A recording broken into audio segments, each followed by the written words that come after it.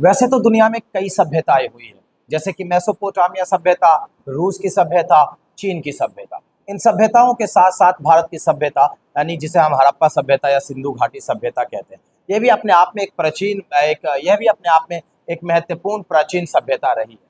क्या आपको पता है कि हड़प्पा सभ्यता की खोज और उसके शुरुआती अवशेष जो प्राप्त हुए, उस पर किसी भी ब्रिटिश अधिकारी को यकीन नहीं हो रहा था कि भारत में भी किसी दौर में इतनी उन्नत कोई सभ्यता रही होगी। वेलकम बैक एवरीवन, मैं हूं आफ्ताब हैदर और आप देख रहे हैं आफ्ताब स्पीक्स। आज की वीडियो में मैं आप सभी के लिए लेकर आया हूं हड़प्पा सभ्यता का विषय। हड़प्पा सभ्यता की खोज और उसके बारे में शुरुआती जानकारी किस तरह अपने आप में एक कंफ्यूजन थी और लोग इसे मानने के लिए इनकार कर रहे थे या इसे मानने से इनकार कर रहे थे। आज हम इसी विषय पर बात करेंगे। तो आइए बात करते हैं। जैसा कि हम जानते हैं, विश्व की सबसे प्राचीनतम सभ्यताओं में, दुनिया के सबसे ओल्ड सिविलाइजेशंस में से एक सिविलाइजेशन भारत की सभ्यता है, जिसे हम हड़प्पा सभ्यता कहते हैं। आमतौर पर हड़प्पा व मोहनजोदाड़ो इंडस वैली सिविलाइजेशन की दो मेजर सिटीज थी, या इसके दो मेजर सेंटर्स थे।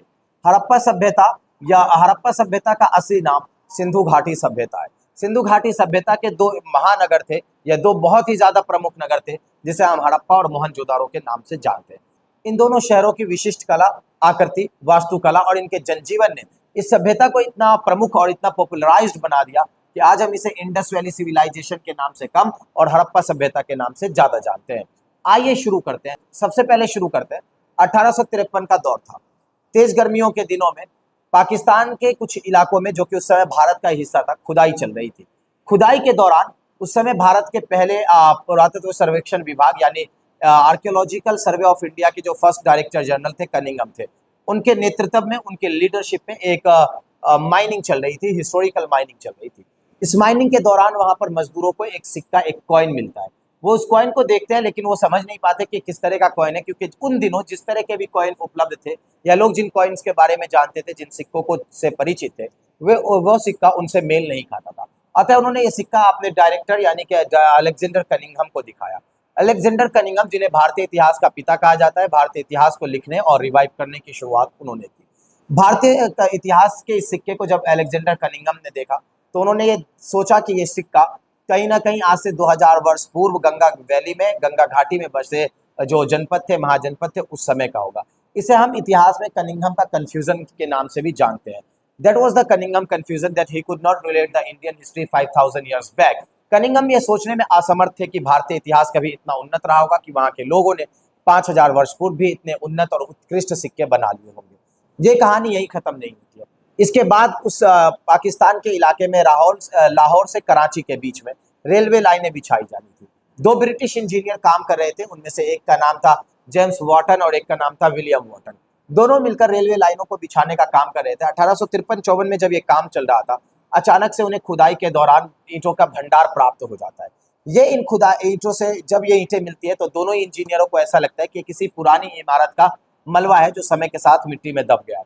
उससे प्राप्त ईंटों को दोनों ही इंजीनियर रेलवे लाइन को बिछाने के काम में लगा देते हैं, और इतनी ज्यादा ईंटों का यूज कर लेते हैं जिससे कि एक लंबी रेलवे लाइन बिछा दी जाती है।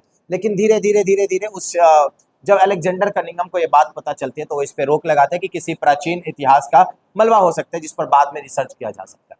खैर, ये कहानी 50 साल के लिए इसी तरह दबी रही और लोगों की नजर से ओझल रही। लोग इस बात को समझ ही नहीं सके कि ये जो अवशेष प्राप्त हो रहे हैं, ये किसी ऐसी सभ्यता के हैं जो आज से 5000 वर्ष पूर्व सिंधु घाटी में बसी हुई थी। 1922 में दयाराम साहनी के द्वारा हड़प्पा की खोज की गई, और 1922 में राखलदास बनर्जी के द्वारा मोहनजोदाड़ो की खोज की गई। दोनों ही शहर की खोज के बाद जब यहाँ पर उत्खनन किया गया, और उस समय के जितने भी ब्रिटिश अधिकारी थे, जो भारतीय पुरातत्व सर्वेक्षण विभाग यानी कि ASI के जो अधिकारी थे, सबने मिलकर जितने रिसर्च किए, दुनिया भर के स्कॉलर्स आए, तो सबकी आंखें फटी की फटी रह गई और सभी एस्टोनिशिंग रह गए, आश्चर्यचकित रह गए।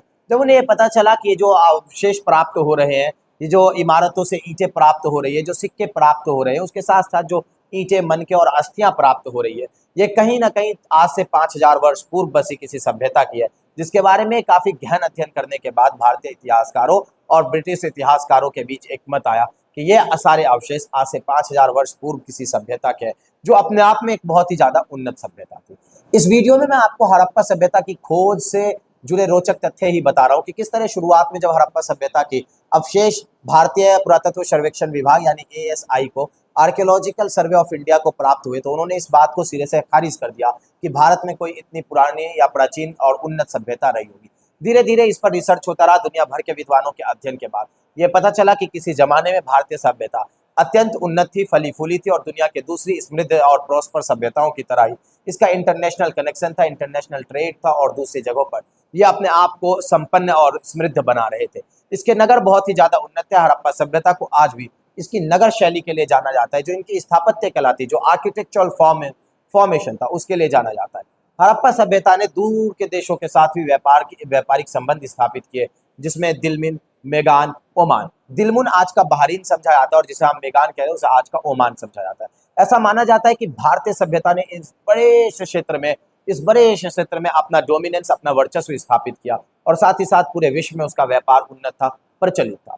ये भारतीय सभ्यता यानी कि हड़प्पा सभ्यता, जिसे सिंधु घाटी सभ्यता या अंग्रेजी में इंडस वैली सिविलाइजेशन कहते हैं, उसके बारे में कुछ बेहद ही संक्षिप्त और रोचक जानकारियां थी। हड़प्पा सभ्यता का चैप्टर बहुत लंबा है और इसे हम एक वीडियो में कवर नहीं कर सकते और वीडियो को अधिक लंबा भी नहीं कर सकते।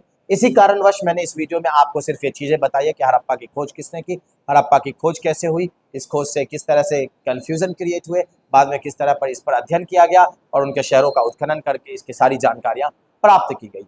हम बात करेंगे अगली वीडियो में कि हड़प्पा सभ्यता के लोग जीवन निर्वाह के उनके क्या तरीके थे, 5000 साल पुरानी सभ्यता किस तरह से अपने जीवन बसर करती थी, किस तरह के टूल्स का यूज करते थे, वो उनकी सोसाइटी कैसी थी, उनमें किस तरह का कम्युनिकेशन था, उनकी लिपि कैसी थी। फिलहाल इस वीडियो में इतना ही। मुझे दीजिए इजाजत। धन्यवाद।